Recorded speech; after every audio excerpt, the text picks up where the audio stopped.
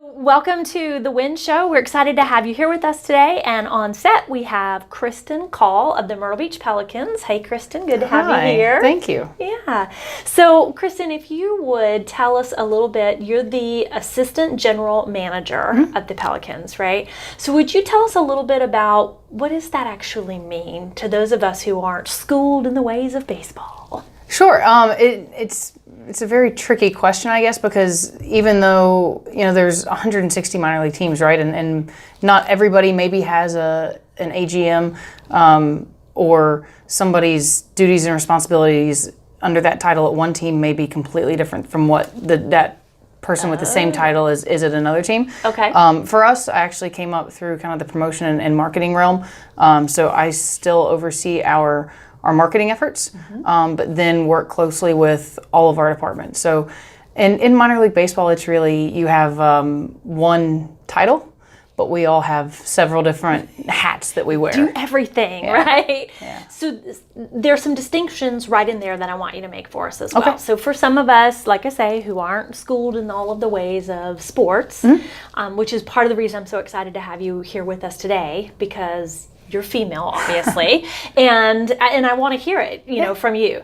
So, but if you would let us know, so you mentioned minor league baseball, but that means professional. It does. Explain It does. that sort of how does it work, and what if team are the Pelicans affiliated with? Because we have people from all over who may not know about us. Sure. So first off, we're affiliated with the Chicago Cubs. Over the course of our 21-year history, we've been affiliated with 3 different clubs. We were with the Atlanta Braves for 12 years, the Rangers for 4, and now with the Chicago Cubs.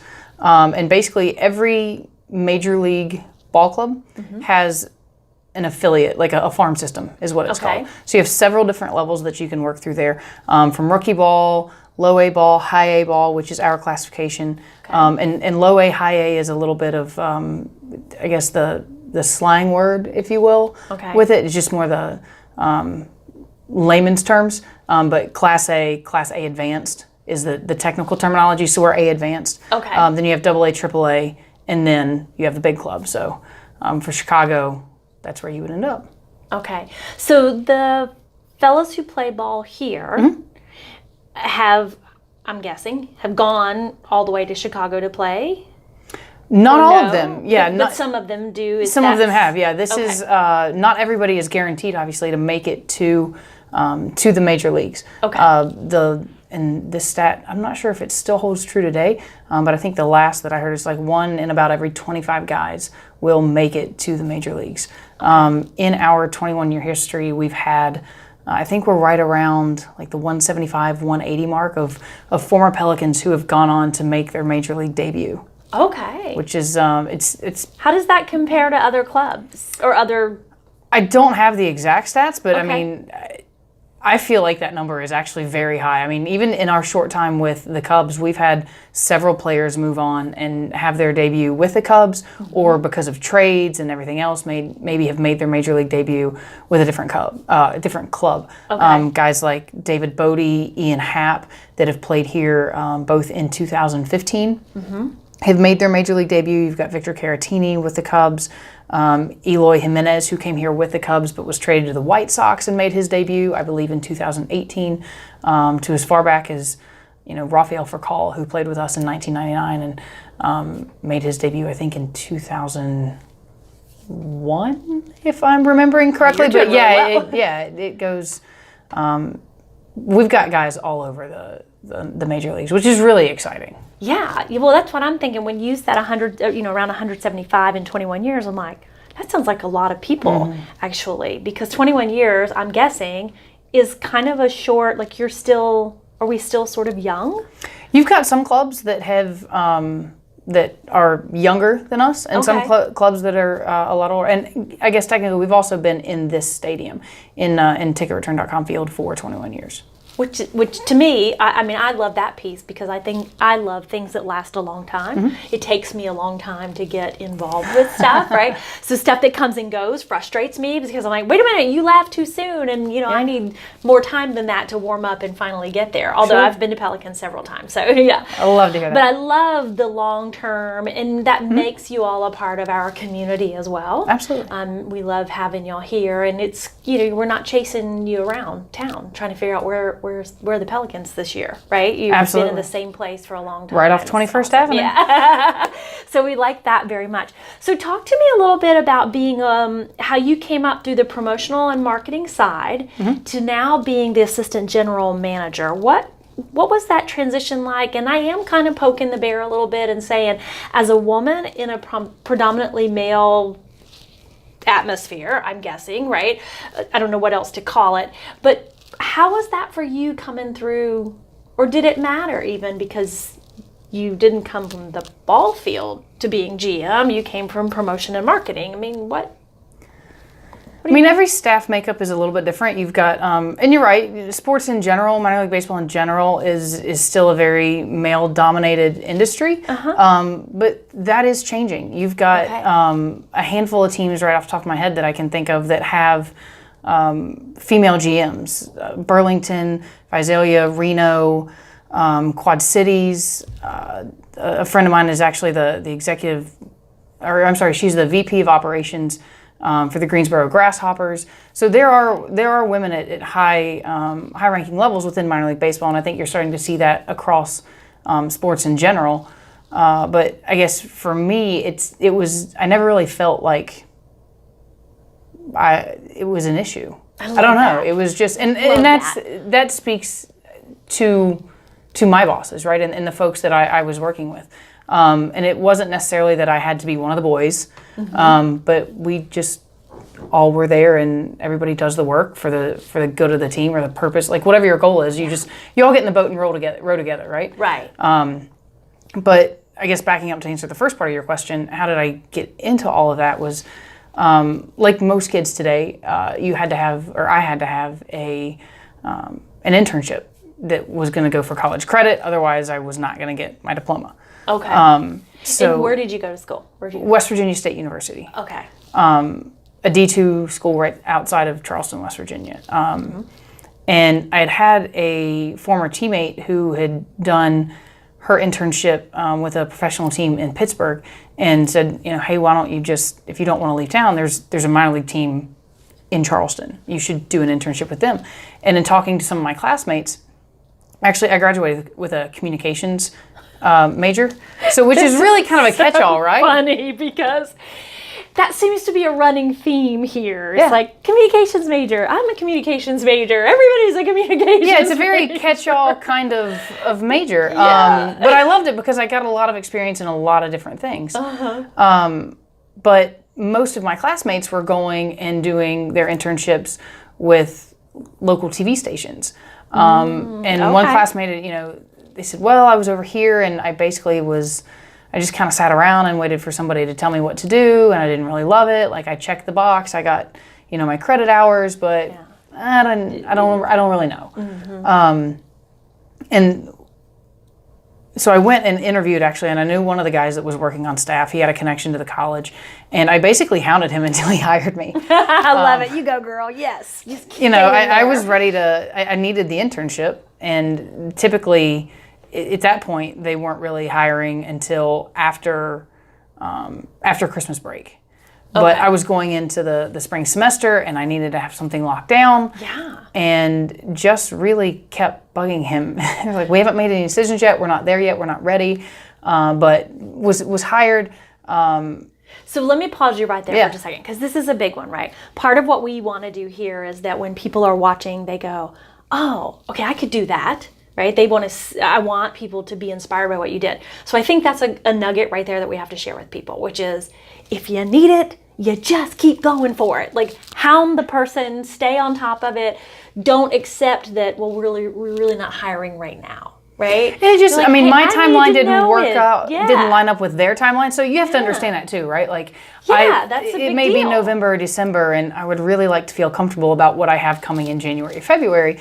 But if you're not ready because your organization, like the timeline for you guys isn't my timeline, like that's also something that you have to understand, right? Yeah. But it didn't stop you. But it worked out. I just had to wait patiently, and I had put all of my eggs in one basket. So if this didn't work out, I was going to be up a creek. I love that. Yes. Now, I want to also ask you this because you said a teammate of yours suggested that you look at doing your internship with the minor league ball team. But a teammate, so you were on what team? What sport were you playing? In college, I was on scholarship for volleyball, but I played several other things. It was a smaller school, and so. Okay, so you were on scholarship for volleyball. Played that since you were wee high. How did you get into volleyball? No, really, just kind of picked it up in I think maybe my 8th grade year of middle school, but. Oh my God! Just picked it up in my 8th grade. Well, no, it's not like that. Now I'm on scholarship in college. Love it. I played against the coach in high school. She was a local high school coach and was trying to build a team up, and really the program existed, but not to much of a degree. So I don't think she had a lot of scholarship money, and was really pulling from a lot of local girls. So it's girls that she'd either coached or coached against, and was trying to pull some folks on and really kind of build a program up. And I got lucky. I really did. And it was a great 4 years, and it actually connected me into the team where I did my internship, and which has landed me here. So without it, who knows where I'd be. So is this your first stop from college? No, it's my second team. Okay. The team that I internshiped with was the West Virginia Power. Okay. Was fortunate enough to sort of fall into a full-time role when the season was over, which is not common. Nowadays, most kids, it's one internship probably after college, if not two, just for some additional experience, because there's so many more people now trying to get into the business. Okay. And there's more opportunities in sales, just because that is what drives a ball club. And there's fewer opportunities in marketing and promotions, but that's where everybody wants to go. So you find kids now doing more and more internships to try to get the full-time position. It just so happened that the marketing director for the Power that year was moving back home, and there was going to be a position open. So I didn't step into that role, but some realignment and created a space for you. Created a spot. So okay. So I think that's another really important thing there. Marketing, right? People want to be in marketing and promoting and all of that, and yet there's the space in sales. Listen, every job is a sales job. You have to sell yourself. Yeah. So. I used to teach school, biggest sales job ever, right? Getting 30 kids that didn't necessarily want to be there doing that work to be excited about doing the work. I mean, that's a sales job. Every job is a sales job. So don't shy away from it. Learn to do it, learn to love it, learn to accept it, and go get yourself a position, right? Because that's where the openings are. Yeah, and we tell the kids now, if you've got an opportunity to step into a sales role, step into the sales role. Take the full-time job, get the experience, but don't feel that that's going to close other doors from you. Yeah. Because if you can prove to your upper management with that team, if hey, maybe something opens internally, hey, consider me for this. Then there you are. Yeah, and you're already inside of the organization. They don't have to go out and find somebody outside to bring in, and then the learning curve is a lot shorter if there's one at all. Yeah. And then you have the culture. They know that you're part of the culture, and you understand. They know you the mesh values well with the culture. Yeah. Okay. Absolutely. So you had an internship in school. Then you were hired on. So when you graduated, you were able to stay there. And then you came here. Yeah, I spent 8 years actually in with the team in West Virginia with the Power, and then our GM actually at that point, Andy Milovich, in 2012, at the end of 2012, left and came to Myrtle Beach for the GM job here, and after spending a year down here, just saw that the girl in the position had too much on her plate, and they actually needed to expand their staff. Okay. And again, very lucky. He called me up and did not have to twist my arm too hard to come to the beach. Move to the beach. So everybody in West Virginia is like, I want to go to the beach. I used to do a lot of training there and development. And every time people are like, come on, did you drive here? Can we get your suitcase? Can we fly home with you? Right. I'm like, sure, bring it on. There's a ton of folks that actually vacation here on a regular basis. So. Oh my goodness, yeah. So here you come. And kudos to you because you shined on the team doing the work, right? So when he moves here, it's like, you're the obvious, let me reach out to you and see. Because you did the work, right? You show up. Yeah. I guess so. Own that, sister. No. I'd be like, no. It's the truth. I mean, if you hadn't been doing the job, if you hadn't been showing up and doing the work and being good at it, it'd be like, I used to have one of those, but he would never have called, right? No, absolutely. Yeah. Absolutely not. And I've always just kind of been... Like, you got to show up. You got to do the work. You have to be in it to win it, no matter where you are. The work that you do now, have you wanted to do it? How did you figure out you wanted to do it? Or did you just fall into this? I think I honestly just fell into it. Okay. I knew that I didn't really want a desk job per se. Okay. I wasn't necessarily looking to work in sports. Okay. But growing up playing sports since I was young, it was a natural fit. It just happened to work out that, the internship came along, the job came along. I happened to be good at it and could learn and do a whole bunch of things. It wasn't just one thing. It was design, it was production, it was running a game show, it was coming up with sponsorship and sales and had to sell some tickets and community outreach and all of these different kinds of things. So it wasn't just one thing, which that was super attractive to me. And no day is the same. There's a lot of similar things from day to day, and granted, I do have a desk job, but at the end of the night, I get to walk out into a ballpark and our job is to entertain people and make them have a good time. Which is great in Myrtle Beach because the majority of people are, you have a ton of retired folks or you have people that are on vacation. So what do you have to be upset about, right? Like it's easy to just have a great time. Yeah. But no, it's just so different. So I wouldn't say that I was looking for it. It just worked out to be something that was a good fit. And it's not just entertaining people, right? It's making a difference. You mentioned before that we're plugged into the community involved. Yes. That to me, and I think to most, if not everyone on our staff, is a big deal. The fact that we work with the Boys and Girls Club or the American Heart Association or any one of probably close to 200 organizations that we work with in some way, shape, or form on an annual basis. Like that's important. Like we're here, we're a part of the community. We should be giving back to those who are giving to us. Yeah. My philosophy, I guess, or adapted philosophy, maybe a better way to put it. Even going back as far as high school, right? And looking at my performance on the court, good, bad, I should not have had a college scholarship. I know that. So I was really, really lucky there.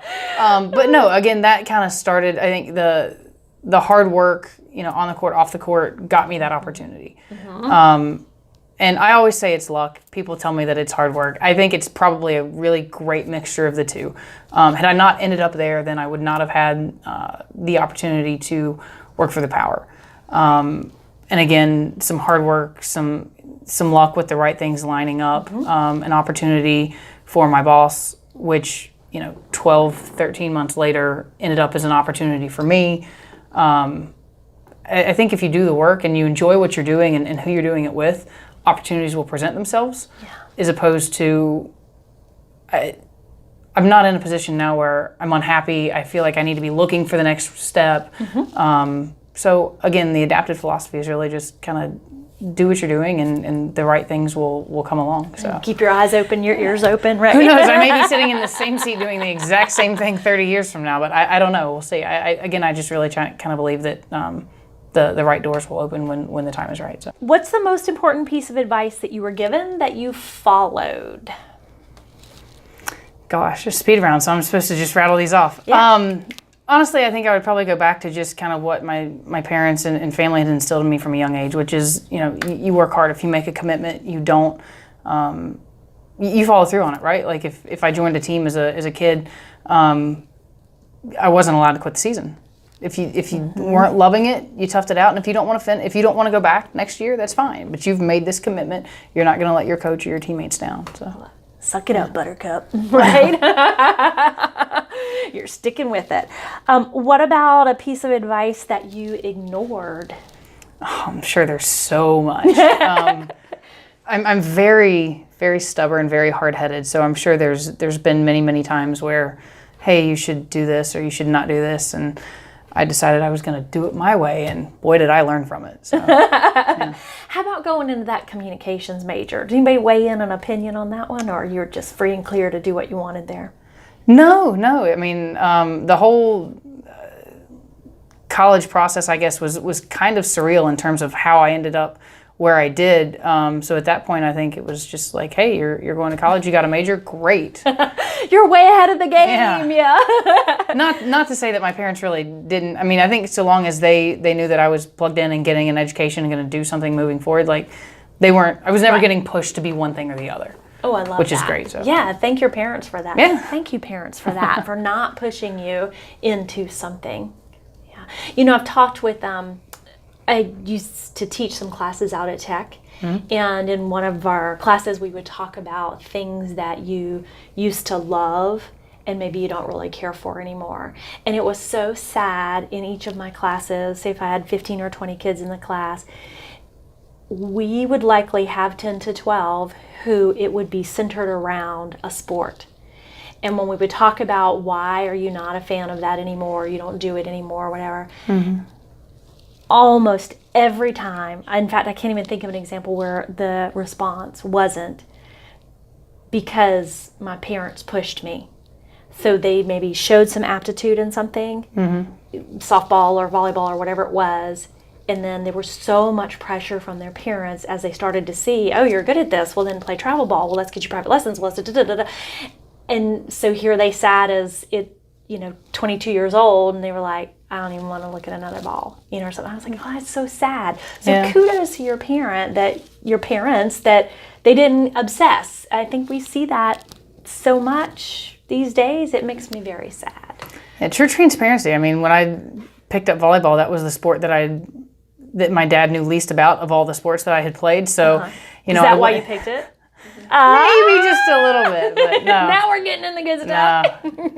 No, he was great, but it was always, he was more knowledgeable about softball or basketball, and so always had some critiques, and typical teenager, Dad, my coach told me I don't, but volleyball was the one he didn't really know anything about, so he just came and supported. I love it. And then what did he think or say when you were like, I got this scholarship, it's in volleyball?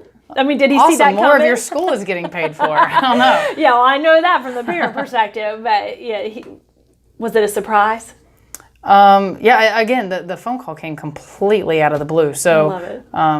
We'll see. So there's another nugget for you. Sometimes stuff just comes, right?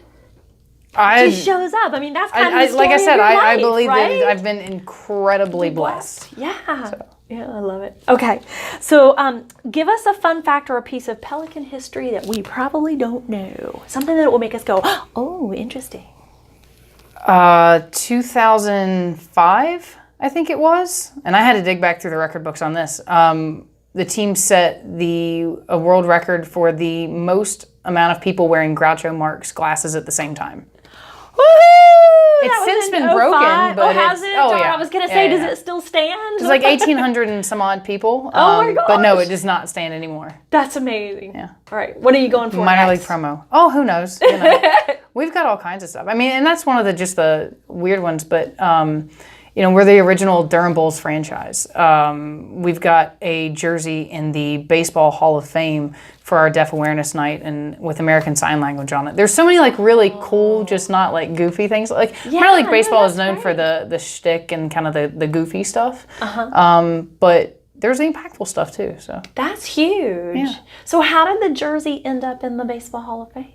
Last year we did our Deaf Awareness Night, and we released photos of the jersey, and it immediately caught fire. And to the point where within, I think, 48 hours, we released our own line of merchandise. of American Sign Language, ASL merchandise. And so it had been catching some steam leading up to the game. And our broadcaster at the time got a phone call or an email from one of the curators at the Museum for the Baseball Hall of Fame and said, hey, we would like to know if we could get a jersey to put into the museum. So he forwarded it along to us and said, hey, would you guys want to do this? I'm assuming this is okay. We're like, yes, this is absolutely okay. I love it. But rather than just, packaging it up and mailing it up there, we hand delivered the jersey to the curators. Like when we handed it over, they had white gloves, the whole 9 yards. We videoed the entire process, and our ownership actually said, don't just fly, because we were originally going to fly up, drop it off, and come back within like 24, 36 hours. And he said, no, stay the extra day, spend the time in Cooperstown, take in the whole experience. Like, this is a once in a lifetime opportunity that you have to absorb and take in. So. Oh my gosh, the hair on my arms is standing out. That is cool. So you went? I did, yeah. And who else was there? Our general manager, Ryan Moore, Ryan Canella, who was, he's our director of sales. He was actually the one who introduced the idea, and our fan engagement manager, Hunter Hornstein. So there was 4 of us that went up. Oh my gosh. What was your favorite thing of the experience as you took it all in? I don't know. It was all very, very cool. But like to see, legitimately, like you walk in. We got there and it all escalated very quickly. They were, kind of showing us around a little bit, and said, hey, we'll go look at this, that, or the other, and then we'll go into the hall, and that's where you'll turn it over. And myself and Hunter, our fan engagement manager, we've got our phones out. We're, kind of capturing the whole thing. And we turn the corner, and both of us kind of looked at each other like, oh my gosh, this is it. And there's a group of students that were on a trip, and they were there waiting for this presentation. The curator is down there. They've got another photographer. And all of a sudden, like, you look around and you're in the hall. And there's statues and plaques everywhere. You're like, wait, this is real. Hurry up. Everybody hit record. Like, we're here. So It was a very cool experience. And they rolled out the red carpet. It's not, you go to a football game or a basketball game, there's so much going on. Basketball it's a slower sport. Oh, yeah. Over the course of, and again, I don't know if this stat still holds up, but when I started, I think it was in maybe, a gentleman we were working with on our show production in 2008 had given us a stat that like you figure in 4 hours for a baseball game. Okay. Gates open an hour early. At that level, you figure maybe 3 hours of a game. And then maybe you throw in maybe it's 2.5 hour game and a little bit of post-game entertainment, whatever. Okay. But it's 4 hours that you have to entertain people. The only time that we're not allowed to make PA announcements, play music, show things on the video board, like have fun and be entertaining in some way, shape, or form, is when the ball is in play. Of a game, the ball is typically in play for about 9 minutes. So you have 3 hours and 51 minutes to entertain somebody. And you have to do it 70 nights a year. So that's a lot of content. I mean, even your favorite movie or your favorite TV show, would you sit down and watch the favorite episode of your favorite TV show for 70 nights in a row and never change anything? Wow. Like, you have to keep things. Yeah. Some things are the same, but with small variations here and there. But it's a challenge. 9 minutes a ball. Yeah. 3 hours and 51 minutes. So we don't watch a lot of baseball. Sometimes we see some baseball, but on the whole, holy moly. And I would go and do, media interviews the next morning for whatever promotion we had coming up. And how'd the team do last night? Did we win? Oh my goodness. You're like, I don't know the answer. Honestly. That's great. And there was a while that the only way that I knew that we won is if I remembered hearing a specific promo or song or something play. I was like, oh yeah, we did that last night. We did win. Oh my gosh, that's crazy. Yeah. So for anybody who's watching who's like, I love baseball, it's my most favorite thing in the whole wide world, don't come work in it. Because you really won't know. Well, they tell you, even, right? I think in sports in general, what the kind of the rule of thumb is don't work for the team that you're a fan that you of. Love. Okay. And especially like if you're looking at sales, right? Yeah. If I don't know, if you're a Cubs fan, a Yankees fan, whatever, and it's not going well for the team that year, but you have to sell tickets. Right. Hi, please buy Cubs tickets. Why would I buy tickets? They're not that good. Or why would I buy Braves tickets or Yankees tickets or whoever? You're not going to get excited about it because you're so emotionally invested in what's happening on the team that you're going to be really so. Please buy tickets. Yeah, really. I know they're bad, but it'll get better. There's always next year. Yeah, right? Like, so don't work for the team that you love. I love that. Okay, Especially these are in sales. great insights. Huge insights for people who think, I'm just going to work for whoever it is. No, don't do that. I love that. That's eye-opening. What would you say to somebody who's watching to encourage them along their journey? In sports or just in general? That's such a broad question. I would say, though, in general, because, I mean, unless you want to go sports, which is fine. No. But the reason I say in general is because you kind of have this, I'm open to opportunity, whatever. Mm-hmm. You know, if you said to me, when I knew since I was 5 years old, I wanted to be a general manager of a ball club, you know what I mean? Then I'd be like, sure, totally rock it out about sports. But that wasn't your response. So you're a little more eclectic than that. I don't know. I think you just kind of have to know what your goals are. I talked to one of our interns yesterday who, you know, just flat out admitted, he goes, I'll be a little selfish. Like, I'm in marketing, but I want to chase a higher paycheck. I don't know that I want to stay, maybe it's in minor league baseball or maybe even in sports. He might be chasing some higher paid, but that's his goal. That's what he wants to do. There's some folks that you talk to that they don't care if they make pennies. They just want to make a difference in their community or give back or whatever it is. I think it's just know what works for you and be open to new opportunities and experiences as they come along. Thank you so much for spending this time with us. Absolutely. And for sharing with us your story and the Pelican story, and really for letting people just kind of take the inside peek and say, look at that. You don't have to have gone from the cradle all the way through choosing constantly sport in order to land where you've landed as general manager of the Pelicans. Assistant general manager. Don't go give me a promotion. Oh, yeah, no. Oh, gosh, I did that, didn't I? Oh, sorry, Ryan. That's right. But who knows where you might go next, right? Who knows? But so I think it's encouraging for people to see that and go, look. And at 17 or 18, 19, you didn't have all this figured out. No, not right? at all. I think that is for people who watch too, to be able to go, yeah, okay, now I'm 26. I still don't have it figured out. I want to do something different.